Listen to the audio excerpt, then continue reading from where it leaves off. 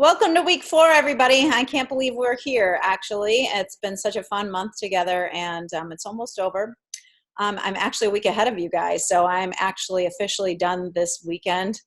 But truthfully, I'm never done because this is how I live my life, to be honest. This is how I eat on a regular basis. Yes, I go on vacation and might cheat to some extent, but it's usually pretty much how I live my daily life. Maybe the exception is that I've been pretty much wine-free for the entire month, except for my friend's 50th birthday, which I had 2 glasses of wine. I felt that was pretty good. But other than that, this is how I live my life. And I feel great doing it. And I feel that it is sustainable. I don't feel deprived almost ever. I feel I can always find healthy substitutes. I can always find my treats that I really enjoy. And I savor the moments of my delicious meals with my family and friends. So I hope you kind of feel that way too. And I hope that you've enjoyed the journey, whether you make this a lifestyle or not, or even take a few tips away, just 1 or 2 tips. Because as I said in the beginning, the true thing that I try and think of is just those small incremental changes, those small shifts that equal lifelong changes, whether it's a green smoothie, a couple mornings a week, whether maybe you discovered you have a dairy intolerance or a gluten intolerance or some other little tidbit you took away in terms of mind, body, soul connection. I really hope you took more away from this program than just even the food that you put on your plate. So that said, we are on week 4, sleep, very critical, and I'm going to jump right into it. So I hope you've enjoyed these videos, and please give me a thumbs up on YouTube. And also if you've enjoyed, the program in general, would love your feedback. So here we go. I'm going to share my screen with you all. And jumping right into things. Sleep week. So sleep, personal story, 20 years at least of insomnia. So I feel I know sleep. It was an enemy. I viewed it as the enemy for a very long time when it was so elusive. But I've been pretty good for, I would say, the last 6 or 7 years. My husband could not believe the shift when I finally started sleeping again. What a difference it makes in terms of how we feel. So anyway, sleep is repair. I think I've mentioned this before, that, it's that time to really rest and digest. That's why I didn't want you eating right before you went to bed, to be honest, because it's a time for what is called autophagy with our cells, where our cells do a lot of repair. We do a lot of detoxification. Our lymphatic, our brain system detoxifies at night. But really, truthfully, and I'm coming to understand this more as I'm listening to some books and reading some more books, we didn't know, to be honest, why we slept for the longest time. I mean, it doesn't make a lot of biological sense that we'd be doing something with new, real productive results, right? Like most of the things we are biologically prepared to do are, we have results from. But with sleep, it's like, why do we do this thing for about 8 hours a night that really doesn't get us anywhere? So we are recently finding out more that, what happens when we sleep, and that is that the brain is kind of consolidating all the information that we collected over the day and organizing it. So in terms of our daily lives, we're collecting a ton of information. When we go to sleep, we commit that to memory, and we kind of organize the information. And our brains are not like, it's not like they're not doing anything while we're sleeping. They're actually very active, but they're just differently active. So sleep actually restores the brain's energy. And that's the most promising theory about why we sleep right now, is something called connectivity and plasticity, meaning that we just are, it's a way to categorize information and a way to remember and store information for retrieval in the future.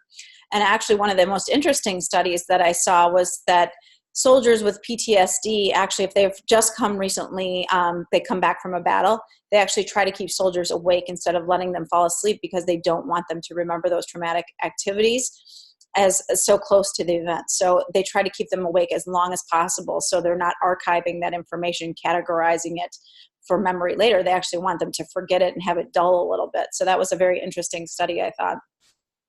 So the sleep stats, I think we all kind of know maybe we're not getting enough sleep. The average American sleeps less than 7 hours per night. 80 million Americans are chronically sleep deprived.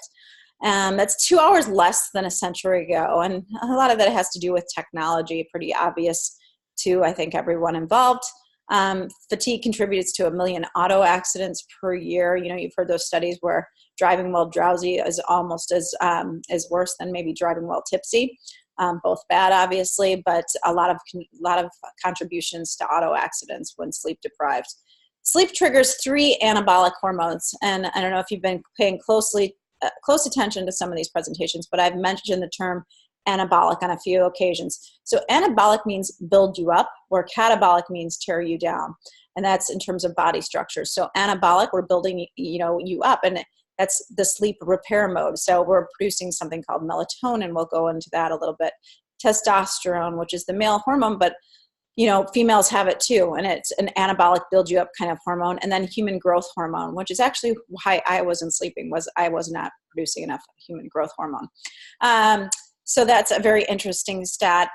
Cortisol, which you've heard me call the stress hormone, is actually a catabolic, meaning tear you down hormone. So that is, kind of working in an opposite effect to these anabolic hormones that are released at night.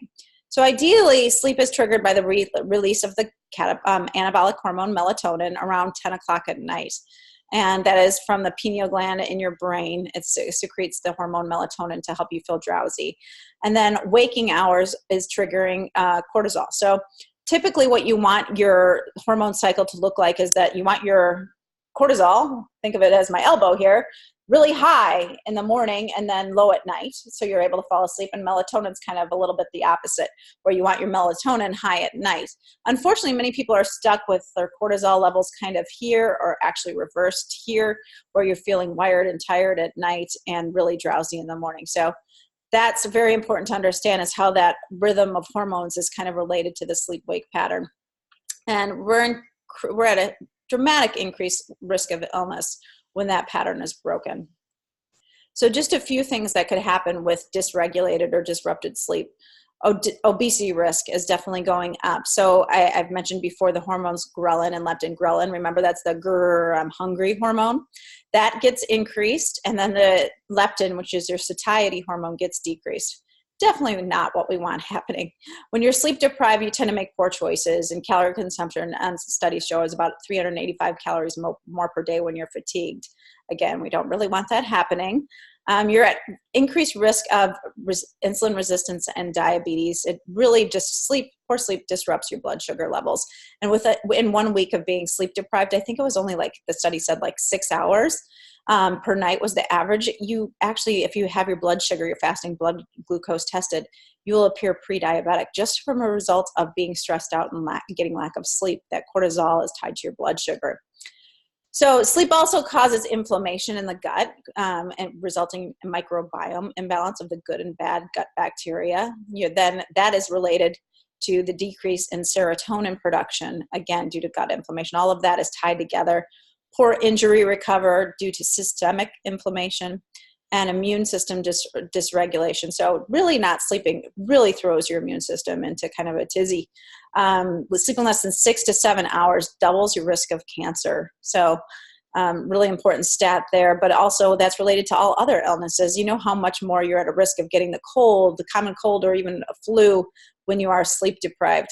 I know that when my little kids were little, and even today, if they go on a sleepover, I can almost guarantee one of them will get sick if they haven't slept the night at all. So it's always kind of something I was dreading. So there's a higher risk of Alzheimer's and dementia, directly related to poor sleep habits and getting lack of sleep. Short sleep cycle increases risk of heart attack, stroke, and cardiovascular disease. Have you ever heard daylight savings time, when we lose an hour of sleep, how much heart attack incidences go up the next day? It's kind of crazy. And it also contributes to mental illness, as far as depression, anxiety. Almost all kind of mental illnesses can have a direct correlation to poor sleep habits. So this is just a little clock that I kind of thought was fun to look at and to understand a little bit more. And I kind of talked through it a little bit, but 6 to 8 a.m., that's when your cortisol is highest. We want it high, your stress hormone high, because that's actually what gets you out of bed. Otherwise, you could lay in bed all day long, but you want to get up and get going with your day if your cortisol is at a normal level. Interesting, I never thought of this actually, is that libido peaks between 6 and 8 a.m. So we want to maybe switch date night around and make it a date morning, a little coffee in bed, if you know what I mean. But I thought that was really interesting, that is when libido peaks. And I think there's other telltale signs usually that that's happening, but just kind of an interesting fact there. 10 to 12, logical reasoning is highest. Cortisol then it becomes steady for most of the rest of the day. And then 2 to 6 p.m., peak in serotonin, your mood stabilizing neurotransmitter, fastest reaction times, highest muscle strength. So that is actually your ideal time for strength training. I'm a morning workout person just because once I'm dressed, I'm ready to go. But actually, it is shown that you can actually have much better workouts if you exercise between that 2 and 6 p.m. time frame. 6 p.m. highest blood pressure. I thought that was really interesting. 8 p.m. lowest endorphin release. I just assume that's because your body's getting ready to go into more of that rest mode. And then 10 p.m., that melatonin begins to kick in. Your cortisol decreases, and that is the time you really should be allowing your body to get into that relaxed state. So all of this is a tightly controlled rhythmic clock that we all experience. Yes, there are definite people that are night people versus morning people. And that's actually in the book I'm reading right now. It's, how it studies those types of individuals. So there are some variations in terms of natural biological predispositions, and you should kind of obey that. And, the fact that teenagers probably should be sleeping in a little bit more than their early 7 a.m. high school starts. So just things to consider. The one thing I wanted to dive a little bit into, because of my overarching theme of inflammation, is the impact of blue light, because I was reading more and more about how blue light impacts us and increases our inflammatory response. So as I said, excess blue light causes inflammation and mitochondrial dysfunction. If you remember in a previous discussion on mitochondria during Nutrition Week, I posted about the importance of mitochondria. Those are your little power plants in your cells, the ones that give you energy to get through your day. So important to take care of. And this blue light, yes, the sun does emit blue light too, but this, I'm talking about like the light from our devices, and it's called blue junk light. It causes inflammation, mitochondrial dysfunction, and there's a direct impact between increased glucose or blood sugar levels at night when you're staring at your screen. So not only does that mean your blood sugar is going up, your cortisol is going up, all of those things that we want to decrease are going up when you're staring at those blue screens at night. So the brighter the blue light from your device, the more melatonin suppression. And this is actually just the amount of minutes, which is a little scary to look at in terms of the amount of minutes that your melatonin is suppressed from looking at that bright blue light. So if you're looking at your screen on your phone and it's set at bright light, and you're looking at 10 o'clock, that's 67 minutes that you've actually depressed your melatonin in terms of getting a really good quality night's sleep. So something really to consider, and doing something about, and putting some action plans together. Especially, I feel this is huge for our children. I have never let my children, except for my oldest one, I should say never, but my youngest two, I've never let them have their phone upstairs when I started to understand the impact of blue light on their little growing brains.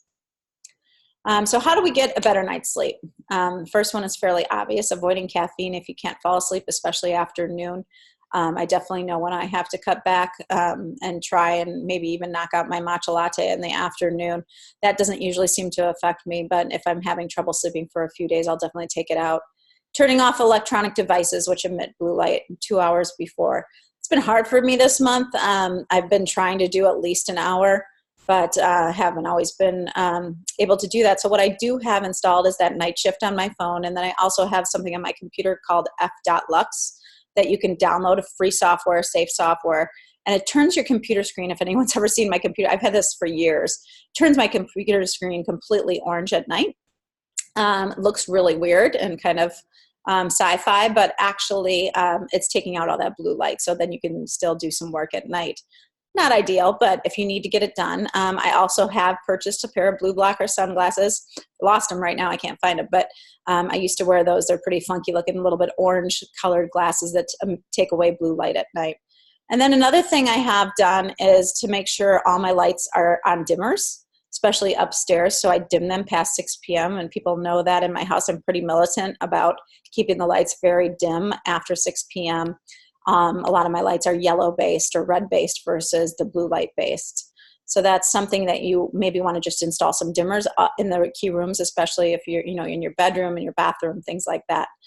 Allowing your mind to relax and unwind before bedtime, whatever that might be for you. Just something, sometimes when you do pick up that phone and you look at that email, puts you into that stress response immediately. So whatever you can do to kind of give yourself more of that relaxation feeling. Aim for 30 to 60 minutes of exercise. You never want to exercise too late at night, though, however, because that can definitely rev you up. And then keeping a